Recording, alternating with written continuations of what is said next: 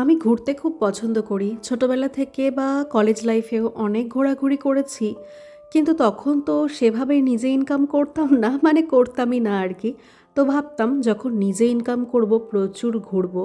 But reality is যখন নিজে income করতে শুরু করলাম, তখন বুঝলাম ইনকাম করলেই শুধু ঘোরাফেরা করা যায় না। সময়, এনার্জি, ধৈর্য, ছুটি আর সর্বোপরি নিজের ইচ্ছাশক্তি অনেকটা মিলেমিশে একসঙ্গে ঘুরতে যাওয়া কিন্তু আর সবসময় হয়ে ওঠে না। ওয়েল, হাই এভরিওয়ান, তোমাদের সঙ্গে এখন যে ব্লগটা শেয়ার করছি এটা সানডের ব্লগ। আজকে তো সানডে, কিন্তু এটা গত সানডের ব্লগ আমি এডিট করে দিয়ে উঠতে পারিনি, তাই ভাবলাম আজ শেয়ার করি। Hi everyone, welcome to my Sunday blog. ঘুম থেকে উঠে যেটা আমার কাজ, ছাদে আসা। আজকেও চলে এসেছি ছাদে। অ্যাকচুয়ালি গতকাল রাতে, মানে শনিবার দিন রাত্রেবেলায় প্ল্যান করলাম যে আজকে সানডেতে সকাল সকাল উঠে বেরিয়ে পড়বো গৌড়, মালদা, আদিনা, বেসিক্যালি মালদার ওই দিকে যাব। আমার মা বা শাশুড়ি মা কেউ রাজি হলো না যেতে, তো আমি আর সুমন বললাম যে আমরা দুজনেই যাব। কিন্তু এই সারা সপ্তাহ ধরে আমার এত শরীর খারাপ ছিল, গলাটা এখনও চোকড হয়ে আছে। মেন্টাল বলো, ফিজিক্যাল বলো, খুব টায়ার্ড, এক্সজশন ছিল আমার, সুমন, বোধ দুজনেরই। তো আলটিমেটলি যাওয়া হলো না, যেতে আর ইচ্ছে হলো না, বডি সাথ দিল না আর কি। সুমনতাও বলছিল যে চলো ঘুরে আসি, কি হবে। আমার আর যেতে ইচ্ছে হলো না। তো আজকে বাড়িতেই থাকবো, কিছু রান্নাবান্না করবো। ব্লগটা দেখো। ঘুম থেকে উঠেই আমি সকালে এক কাপ চা হাতে নিয়ে অবশ্যই ছাদে আসি আর কিছুটা টাইম স্পেন্ড করি। জানো তো, আমি মনে করি কোনো কোনো বাড়ির ভাইব্রেশন এতটাই পজিটিভ, এতটাই হাই থাকে, সেখানে নিজে সারাদিন প্রোডাক্টিভ থাকা যায়। আমার বাবার বাড়িটা কিন্তু সেরকমই।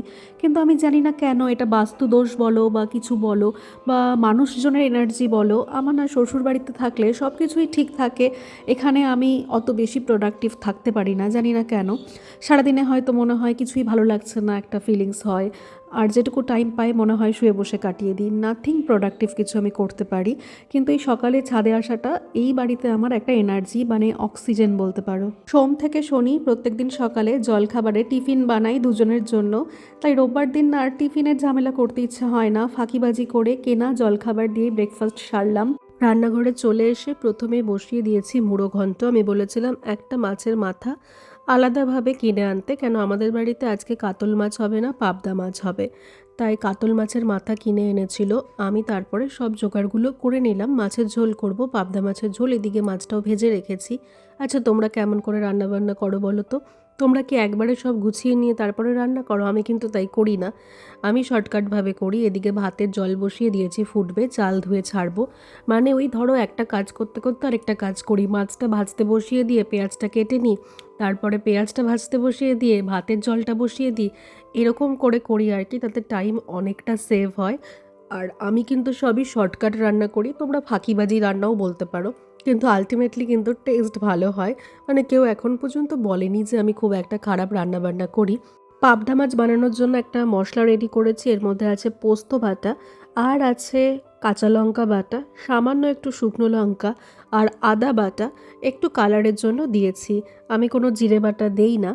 আর আজকে পাবদা মাছটা না সর্ষে ফোড়ন দিয়ে রান্না করব, যেহেতু পোস্ত বাটা। অন্যদিন সর্ষে পোস্ত মিশিয়ে করি, কিন্তু আজকে মনে হলো যে না, শুধু পোস্ত দিয়ে করব, কেন রাতে একটা পুজো বাড়িতে ইনভিটেশন আছে, সেখানে আবার খিচুড়ি খেতে হবে, তো অ্যাসিডিটি হয়ে যায়। সর্ষেটা তো খুব একটা বেশি সহ্য হয় না শরীরে। আর এই যে আমি রান্না করছি, কি আর বলবো, দেখো চোখ মুখের অবস্থা দেখলেই বুঝতে পারবে যে কেমন একটা। আগে জানো তো নিজেকে খুব মেনটেন করে রাখতাম, তখন হয়তো শুধুমাত্র দু একটা টিউশন পড়াতাম, কিন্তু নিজেকে ওয়েল মেনটেন করেই সবসময় রাখতাম। আর এখানে আমার রান্না রেডি।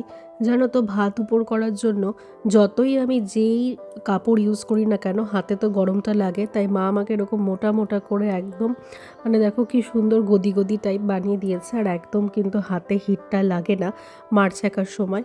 তারপরে তো খুব তাড়াহুড়ো করে স্নান করলাম। আর আজকে ড্রায়ারটা ইউজ করছি, কেন কি অলরেডি আমি রান্না করতে গিয়েছি 12:30 দুপুর। আর তারপরে রান্না করতে করতে 1:30 বেজেছে। আমি স্নান করে আস্তে আস্তে 2:30, তাই তাড়াতাড়ি করে ড্রায়ারটা দিয়ে চলে গেলাম খেতে। লাঞ্চ করে এসে সবে একটু বসেছি, দেখলাম আমার মা এসেছে, ঘন্টু এসেছে।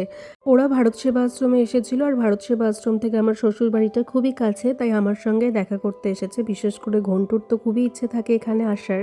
আমার মা আর ঘন্টু আমাদের বাড়ি থেকে মোটামুটি 5টা নাগাদ বেরোলো, সুমন পৌঁছে দিয়ে এসেছে।